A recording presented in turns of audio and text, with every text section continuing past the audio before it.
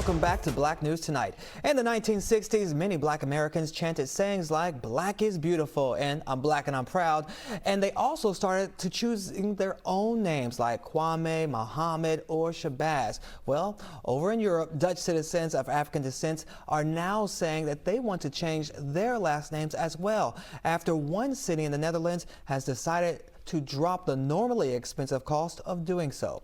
Black people in the city of Utrecht are actually excited at finally having the option of replacing what they call slave names with one that honors their African roots, inspired in part by the global Black Lives Matter movement.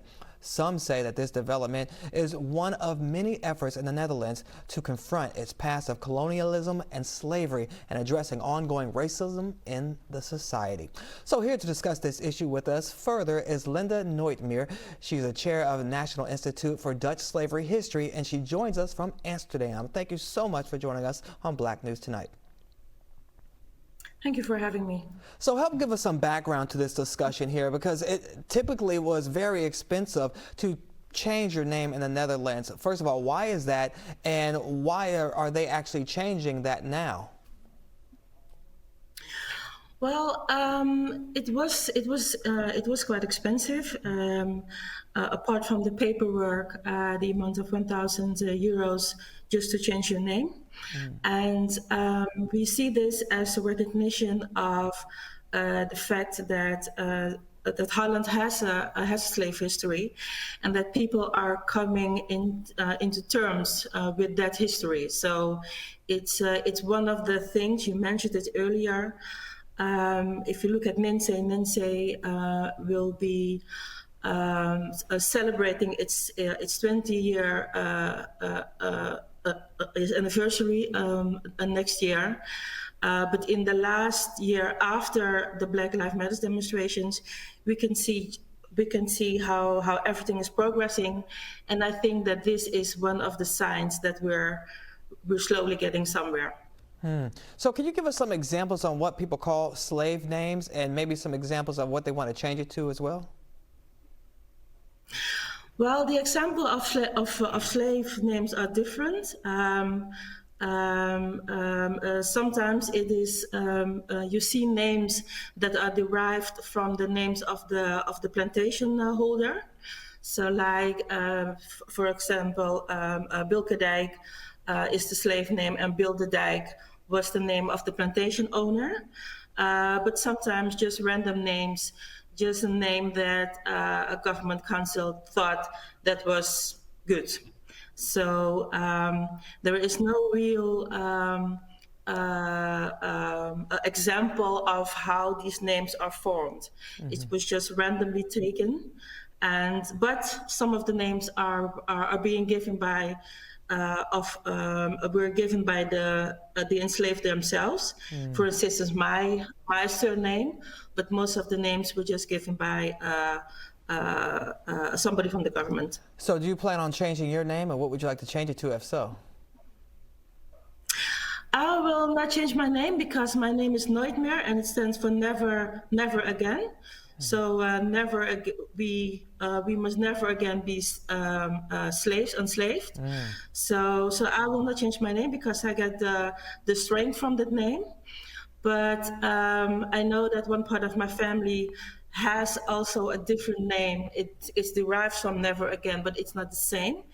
And I can imagine that they will change it because our ancestors didn't want that name. They wanted to have the name Nooitmeer, all of them, but they weren't allowed. So I can imagine that they will change it. Wow, so you got lucky with yours. Yours has a little meaning you can spin to it. I like that, and I know other people want to make sure that they have something that they can be proud of, and they can have a story to share with their name too, so I get that. And I also know that the Dutch were involved in slavery for over 260 years. So what is actually being done now to help address some of the colonialism and slavery of the past there? And are there other progressions besides name changes?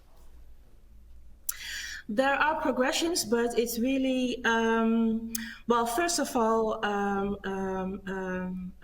this year, the mayor of Amsterdam, Mrs. Halsema, gave the apologies for the part, no, the fact that the city of Amsterdam had part in slavery, so that was a big accomplishment. But we're still waiting for the government, national level, to give the apologies, because slavery was an institution, and it was brought to Suriname and the Caribbean part of Holland to evolve the Dutch economy. So it is more than fair that on a national level the apologies will be made. And if you look at what is happening in Holland, you see that the civil society has a great part in recognizing the history, in talking about the history, in confronting this past. And on national level, there are some adjustments to be made. So we're not quite there yet.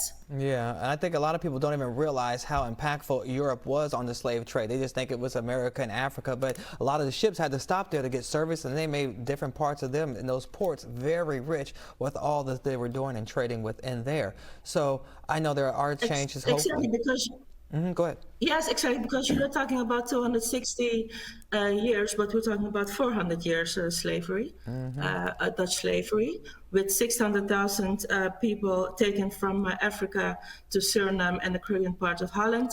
And during 1863, there was 60,000 left. So you can imagine what the impact was on the population and how harsh it was. Yeah, well, speaking of impact, what impact has the global Black Lives Matter movement had in the Netherlands on fighting some of the current forms of racism in the society there? Well, it helped not to start the discussion, because we already started, but it made it easier to address racism, institutionalized racism. At NINSE, we always say there is a relation between institutionalized racism and the slave history. Views of people of African descent led to slavery, and the way people are looking at people of African descent has everything to do with this slave history. So the Black Lives Matter movement helped us to address it again, to get total attention again. But just like I said, June 2020, the 1st of June 2020 was the first Black Lives Matter demonstration. We had 5 in Holland, in different states, cities, but the real changes still have to be made. So at the surface, we see some progress, but we're looking for sustainable progress, and we're still not there yet. But to getting the agenda running was very good. And speaking of not being there yet, before you go, I want to ask you, because a lot of people were shocked when they found out about Black Pete, which was a Christmas tradition where people dressed in blackface to be sort of like Santa Claus's assistant. Is this a thing that's still going on in the country over there? And how are Dutch attitudes towards this kind of racial issue? Well, this is still going on, but it's not the same. I mean, 10 years ago, 91% of the Dutch population thought that Black Pete was okay. Now I think we are about like 31%, so we're not there yet. But if you look at the cities itself, the council, there is no city that will accept Black Pete in their no, that will not happen. But amongst citizens, we still have some problems with accepting the fact that Black Pete is not okay. But what you want is that institutions recognize the fact that Black Pete should not be there, should not be funded at all. And I think that is one achievement that is being made, and it took us I think 2013, so it still took us 8 years. Yeah, well, I hope they practice your last name and say never again. Thank you so much, Linda, for joining I hope us. so too. Yeah, thank you so much for Thank you. joining us. All right, well, be sure to join the conversation. We want to hear from you. Head over to our BNC Instagram and Twitter pages and let us know how you feel. Also visit our website, bnc.tv, and subscribe to our YouTube page to check out clips from the show.